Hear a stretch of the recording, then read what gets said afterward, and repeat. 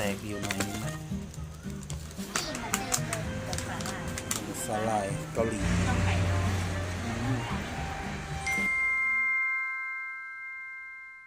สวัสดีค่ะวันนี้เราก็จะมากินขนม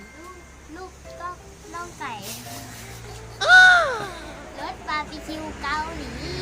เขาบอกว่ายิ่งเขย่ายิ่งจะอร่อย อ๋อเขย่าแล้วอร่อยไง ใช่ยิ่งเขย่ายิ่งอร่อย อ๋อ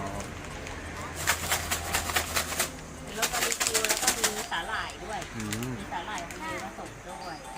ผสม มาแกะได้แม่ต้องเขย่าก่อนนะ เขาบอกยิ่งเขย่ายิ่งอร่อยเราต้องเขย่า เขย่ามัน เทมือไม่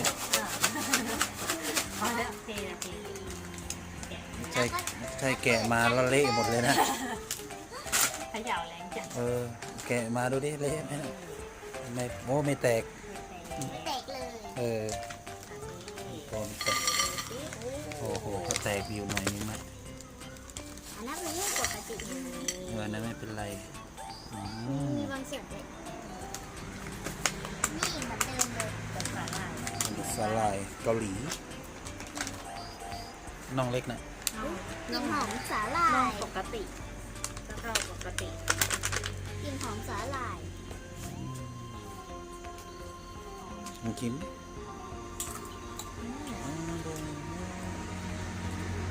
มันเป็นรสแบบเค็มๆเผ็ดๆอ่ะ เหรอ รสบาร์บีคิวผสมสาหร่าย อ๋อ มันออกหวานๆสาหร่ายอร่อยอะ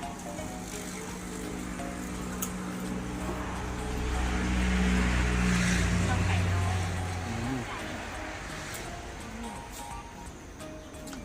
ตรงนี้ที่แม่เทผงลงไปจะออก เค็ม หน่อยเพราะ เค็ม ผงนเย ข้า อะ งบน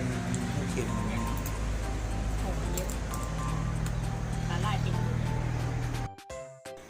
อืม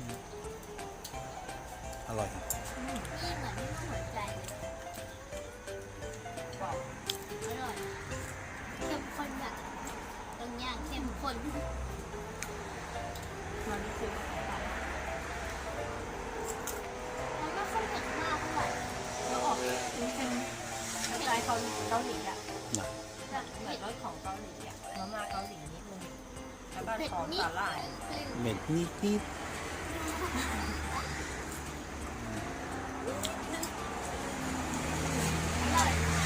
ห่อเท่าไหร่นะ ขอละ10 บาทใช่แล้วซื้อมา2 ห่อก็เป็น20 บาท กินอร่อยมาก นะชอบไหม ชอบ ถ้าชอบก็ อย่าลืมกดไลค์ติดตามให้